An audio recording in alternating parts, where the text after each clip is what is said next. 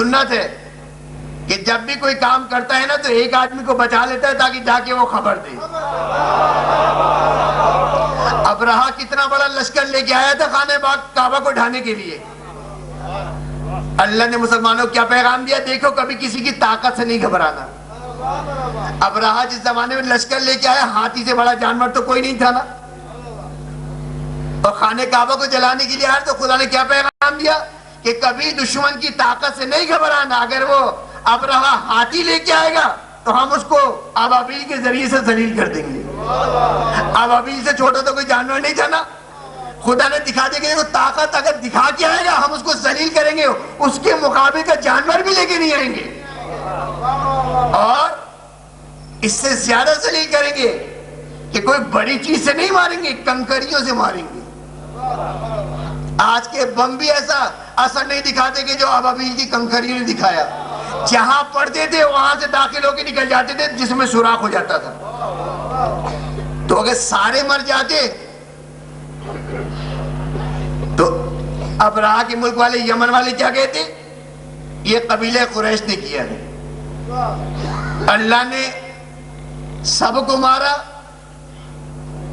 ابابیل اس کو تو نہیں پتا نا کس کو مارنا ہے کس کو چھوڑنا ہے، لیکن ایک ہاتھی بچ کے گیا اپنے سوار کو لے کے، کہ جس نے یہ بتایا کہ یہ بنو ہاشم کا کمال نہیں ہے، یہ قبیلہ بنی قریش کا کمال نہیں ہے، یا آسمان سے اللہ نے بھیجی ابابیل کے جس نے آگے ہم پہ ہی حملہ کیا.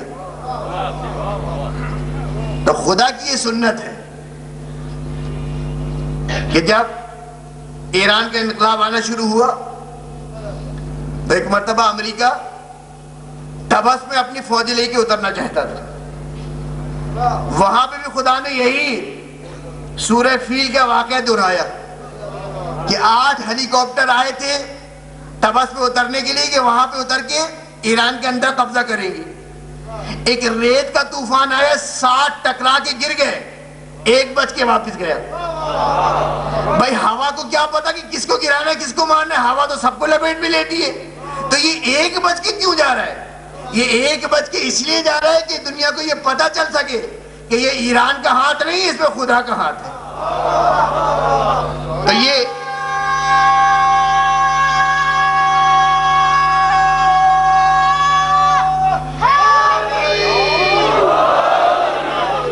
درود بھیجے محمد والے محمد.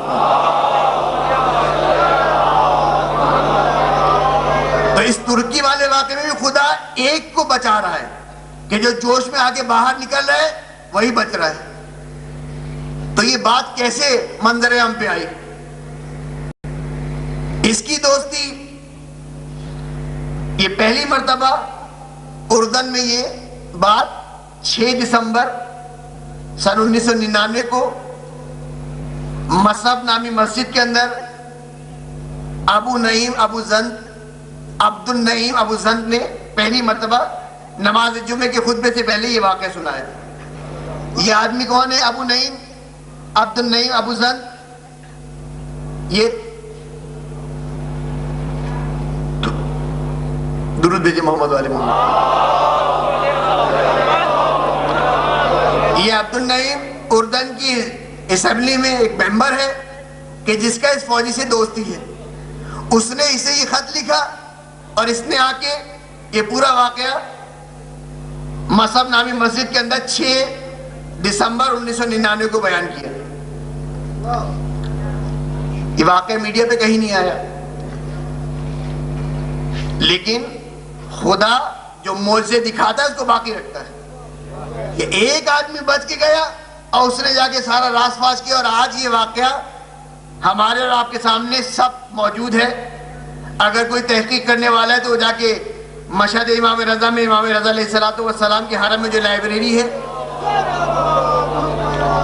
اس میں اخبار کا نام مشہد خود سے مشہد ہے، اس میں جا کے اس تاریخ کے اخبار میں پورا واقعہ دیکھ سکتا ہے.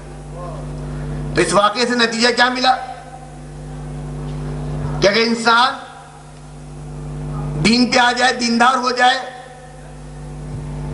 تو کتنے ہی بے دین اور جمع بھی ہو جائے لیکن وہ کچھ نہیں کر سکتے اگر انسان دیندار ہو جائے. تو یہ فرش اعضا جو ہے نا، یہ ہے ہی اسی لیے کہ آؤ دین سیکھو، دیندار بنو، کثرت سے نہیں ڈرو، اسلحے سے نہیں ڈرو۔ کربلا کا واقعہ دیکھ لو، کہاں 72 یا 105 اور دوسری طرف لاکھوں کا مجمع، لیکن آج باقی کون ہے؟ زندہ کون ہے؟ کس کے مزار سونے سے لدے ہوئے ہیں؟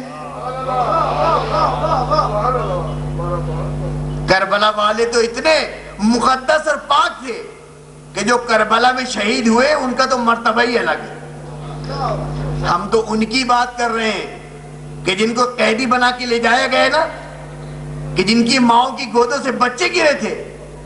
آج کربلا سے شام کے راستے میں جائیے، دیکھیے کتنے بچوں کی قبریں باقی ہیں۔ آپ اپنے پردادا کی قبر ڈھونڈ کے نکالنے بہت مشکل ہوتا ہے، لوگ بھول جاتے ہیں، لیکن خدا نے کیسا باقی رکھا، وہ معصوم بچوں کی قبریں آج بھی موجود ہیں۔ یہ کیا ہے؟ یہ دلیل ہے اس بات کی کہ اگر حق پہ رہو، حق کی حمایت کرو، اور دنیا سے بھی اگر چلے جاؤ، خدا تمہارا نام بھی باقی رکھے گا، تمہارا نشان بھی باقی رکھے گا۔ تو کربلا کا پیغام تو یہی ہے۔ کربلا ہمیں اور آپ کو یہی سکھاتی ہے کہ دیکھو دیندار ہو جاؤ، دین پہ عمل کرو اور حسین کا ساتھ دو۔ ہم زیارت آج شب جمعہ ہے نا، شب جمعہ کو زیارت امام حسین پڑھنے کا بڑا ثواب ہے۔ وقت بالکل نہیں رہا، لیکن اب زیارت امام حسین کا تذکرہ آیا تو ایک بات نقل کرتا چلوں کہ زیارت امام حسین کے اتنے فائدے ہیں، اتنے فائدے ہیں، انسان سوچ بھی نہیں سکتا کہ اس کا کیا فائدہ ہے۔ آج کے جو حالات ہیں نا، اس کے اعتبار سے تو مومن کو چاہیے کہ ہر روز پڑھے۔ اور زیارت امام حسین سے مراد کیا ہے، کیا پڑھنا ہے، وہ ابھی میں آپ کو بتاتا ہوں کہ ایک زمانے میں بہت برے حالات تھے پاکستان کی عزاداری کے حوالے سے، ابھی بھی اچھے نہیں ہیں۔ خیر پچھلے سال آپ دیکھ لیں کہ عاشور میں کیا ہوا، چہلم میں کیا ہوا، لیکن کتنے خوش نصیب تھے وہ مومنین کہ جنہوں نے چہلم دنیا میں کیا اور شام غریبہ جنت میں کی۔ پچھلے سال عاشور میں کتنوں کے سہاگ اجڑ گئے، کتنوں کی گود اجڑ گئی، کتنے بوڑھے باپوں کا سہارا ختم ہو گئے، لیکن کوئی افسوس کسی نے نہیں کیا، اس لیے کہ ہم وہ ہیں کہ جو حسین کے نام پہ اگر چلا جائے تو ہم افسوس نہیں کرتے۔ دیا ہی انہوں نے تھا، نہیں لیا تو کون سا ناراضگی کی بات ہے۔ تو ہم لوگ گئے، تبلیغ کے لیے آ رہے تھے، اس زمانے میں قم میں رہتے تھے، پڑھتے تھے، تو مہاراجوں کے پاس جاتے تھے کہ پتہ نہیں اب اس کے بعد جا تو رہے ہیں، آئیں گے یا نہیں آئیں گے کچھ نہیں پتا۔ تو گئے آیت اللہ العظمی وحید خراسانی کے پاس، کیا صاحب ہم لوگ پاکستان جا رہے ہیں، کوئی نصیحت کوئی وصیت ہو تو بتا دے، پتہ نہیں واپس آتے نہیں آتے۔ ان کو بتایا کہ ہمارے ہاں حالات ایسے چل رہے ہیں عزاداری کے حوالے سے۔ تو انہوں نے کہا کہ 3 کام کرو، تم عزاداری کے حوالے سے 3 کام کرو۔ ایک تو یہ کہ اپنی مجلسوں کی ابتدا زیارت آل یاسین سے کیا کرو،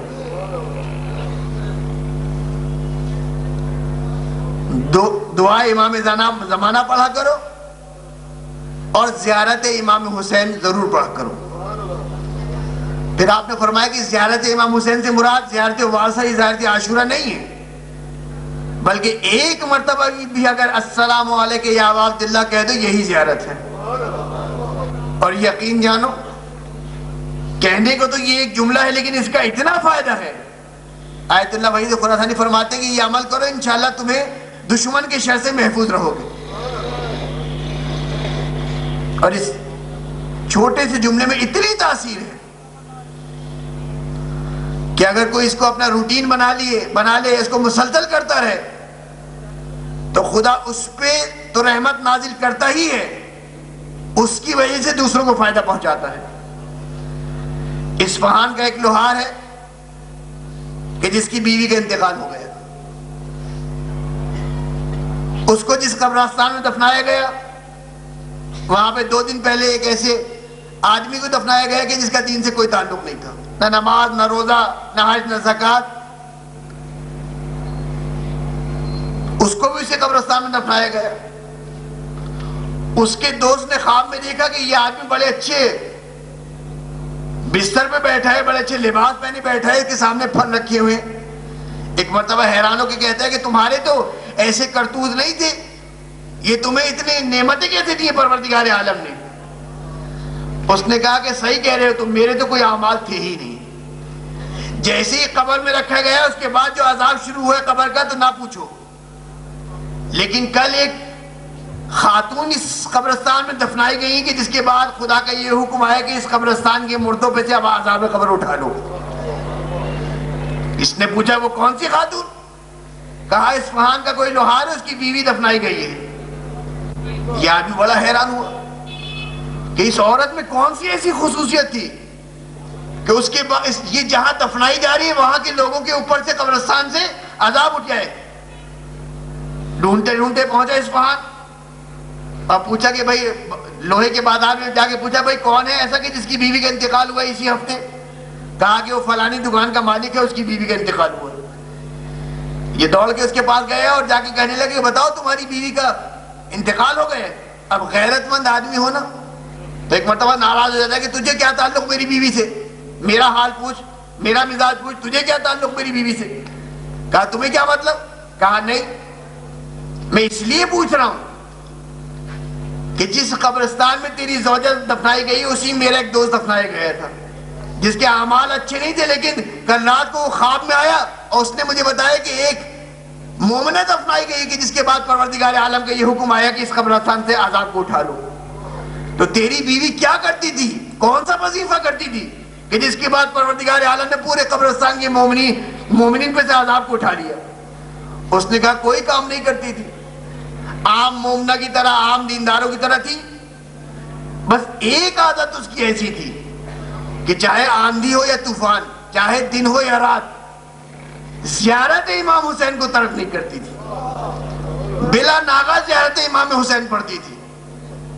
اس نے کہا بس یہی وہ عمل ہے کہ جس کی وجہ سے پروردگار عالم نے اس